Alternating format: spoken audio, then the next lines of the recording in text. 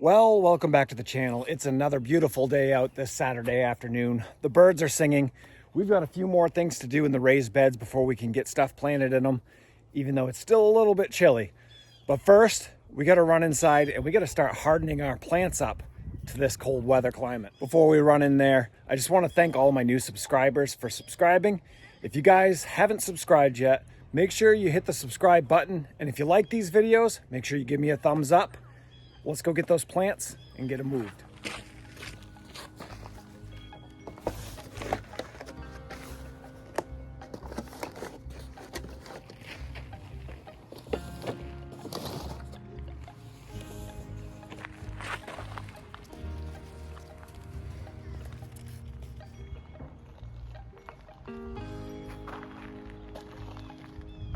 One of the things that I wanted to check on is these pumpkin plants. They seem like they're getting a little big for the containers, so we may have to transplant them. Yeah, they're gonna get root bound. Look at the root system on that though. So we'll have to transplant those into some bigger containers because it's still a little early to get stuff in the ground. But they're looking good. Some of these tomato plants are getting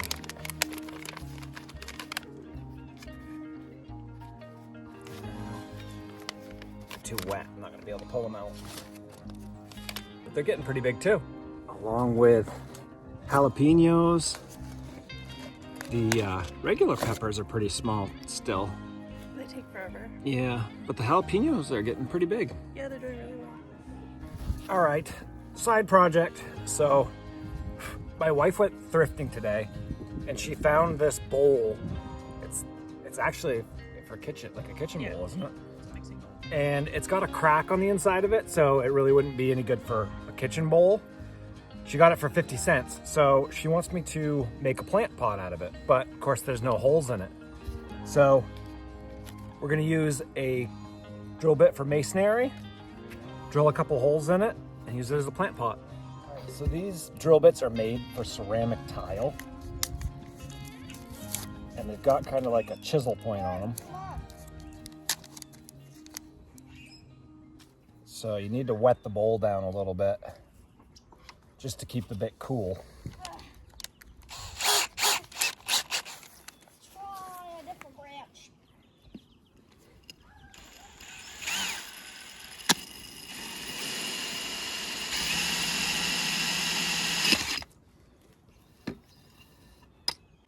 What about now? How many do you want in this?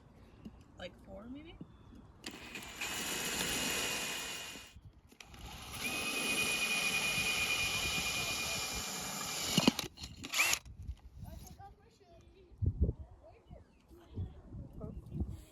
you want it deeper? Sure. That's probably, is that too deep? No, I don't think so. No. Okay. See, perfect. It'll be In fine. the last video, I prepped my wife's raised gardens. She had already done this one, and we have peas coming up. So these are, what do they call them? Climbing peas? Pole peas? Yeah, full peas. Pole peas? So we actually have to build basically a small trellis for them. So when they start to grow up, we can weave them through the trellis. So that's the first project we're gonna get going on. More like the second project after the side projects. But that's what we're gonna do today. Here and Right there. yeah. That seems so long. Don't they grow pretty tall? No.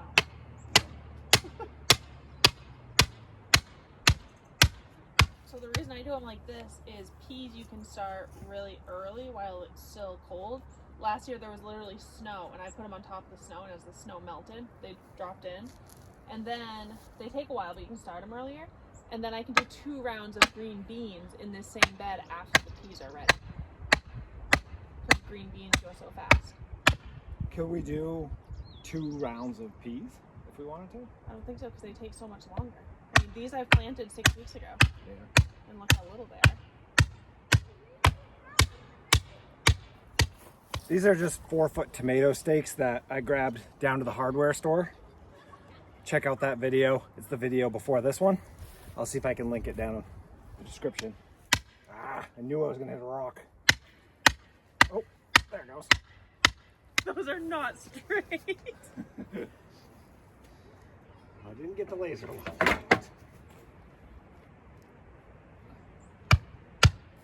These top bars, I just bought a piece of 8-foot strapping and cut it down the middle. And that's what we'll use for our top piece, just to brace them up.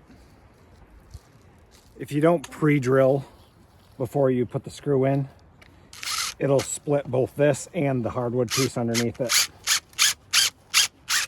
So just a little pre-drill and then add a screw. There we go. One's like, oh, see? Just a couple days and that'll be ready to feed in there. Yep. So after you get the bracing up, it's just using some cotton twine and running it back and forth. That'll give us something to kind of weave the peas up through as they grow. So while she's doing that, I'm gonna run over and grab our trellis for our cucumbers. We have a little trellis that we kind of put them up onto and let them climb up over that. So we'll go grab that. I just finished putting a coat of paint on those. They should be ready to go. 95% of the stuff that's around here, everything that is used is just random stuff that we have lying around that we pick up and use. So we're gonna use a few pieces of old electrical conduit for our stakes. And then the trellis itself is actually a piece of leftover concrete screen. It's got like 6x6 grids in it. But we just take that, we're gonna go from one garden bed to the other garden bed, and then we'll just tie it down with some wire so it can't go anywhere. I can't remember exactly how, do we have these just like that, or were they back further? I think we did back a little further so I could do one on the, I could plant on the inside. Okay. Last year we had deer get into these beds and ate all of our peppers, watermelon, some lettuce, kale. What else did they get? Tomatoes. Did they eat some tomatoes? Some tomatoes. So we're gonna have to figure out the deer problem at some point, but for right now, there's nothing out here, so.